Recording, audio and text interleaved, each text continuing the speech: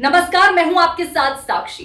भोपाल के त्विषा शर्मा केस में हर दिन कोई ना कोई नया पहलू सामने आ रहा है और इसी वजह से ये मामला लगातार चर्चा में बना हुआ है। 12 मई को हुई इस घटना के बाद से परिवार लगातार कई सवाल उठा रहा है। वहीं दूसरी तरफ जांच एजेंसी अपनी हर छोटी बड़ी जानकारी को जोड़कर पूरी तस्वीर समझने की कोशिश कर रही है। अब इस मामले में सबसे बड़ा अपडेट यह है कि सीबीआई ने त्विषा की सास गिरिबाला सिंह और पति समर्थ सिंह को अपने रिमांड में लेकर पूछताछ शुरू कर दी है।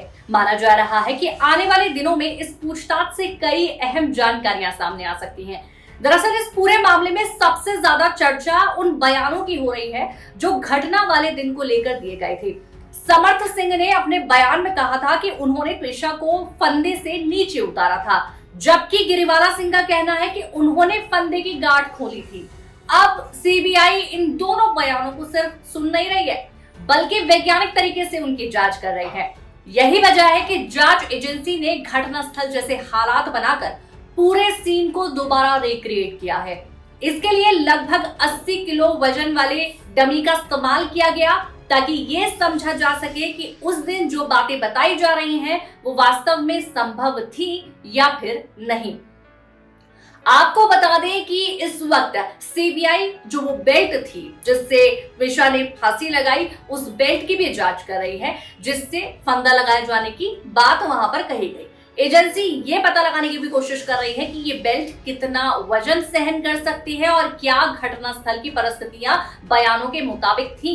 जांच से जुड़े सूत्रों के अनुसार इस तरह के रिक्रिएशन का मकसद किसी निष्कर्ष पर पहुंचना नहीं बल्कि हर संभावना को परखना होता है ताकि बाद में कोई सवाल बाकी ना रह जाए। इस वजह से एजेंसी जो है वो सीन रिक्रिएट करके जानने की कोशिश कर रही है। इस मामले में एक और दिलचस्प पहलू त्विषा की लंबाई को लेकर सामने आया है। पोस्टमार्टम रिपोर्ट में दर्ज लंबाई और परिवार द्वारा बताई गई लंबाई में अंतर बताया जा रहा है। यही कारण है कि सीबीआई ने अलग लंबाई का एक और डमी तैयार कराया है। एजेंसी ये समझना चाहती है कि यदि लंबाई में अंतर था तो क्या उससे पूरे घटनाक्रम की परिस्थितियों पर कोई असर पड़ता है। जांच अधिकारी हर बिंदु को बारीकी से देख रहे हैं ताकि किसी भी तथ्य को नजरअंदाज ना किया जा सके। फिलहाल एजेंसी जो है वो यहाँ पर जांच पड़ताल करने की पूरी कोशिश कर रही है, पूरी तरीके से अपना काम कर रही है। वहीं इस मामले में घटना से पहले और बाद की सीसीटीवी फुटेज भी जो जांच है उसकी वो बहुत ज्यादा इंपॉर्टेंट और महत्वपूर्ण हिस्सा बनी हुई है। जांच एजेंसियां ये जानने की कोशिश कर रही हैं कि घटना के पहले और बाद घर के अंदर और बाहर क्या गतिविधियां हुई थी। इसके अलावा समर्थ सिंह का घटना के बाद अचानक लापता हो जाना और बाद में सामने आना भी लगातार सवालों के घेरे में आ रहा है। सोशल मीडिया से लेकर आम लोगों के बीच तक यही चर्चा होती रही कि आखिर उस दौरान हुआ क्या था और किन परिस्थितियों में ये सब कुछ हुआ है।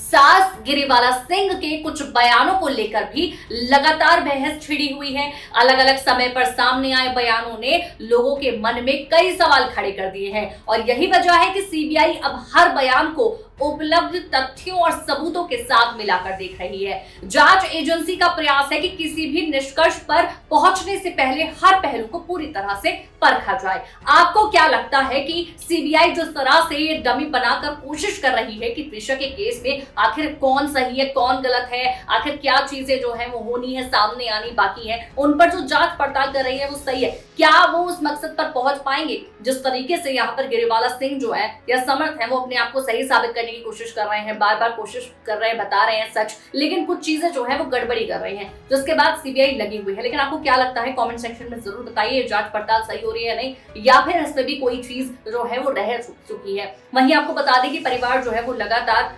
इंसाफ की मांग कर रहा है, जस्टिस फॉर त्विषा करके पूरा सोशल मीडिया पर लोग जो है जनता जो है वो त्विषा के लिए आवाज उठा रहे हैं। फिलहाल हमें कमेंट सेक्शन में अपनी राय जरूर दीजिएगा और ऐसे ही वीडियोस के लिए हमारे चैनल को सब्सक्राइब करना बिल्कुल ना भूलिए।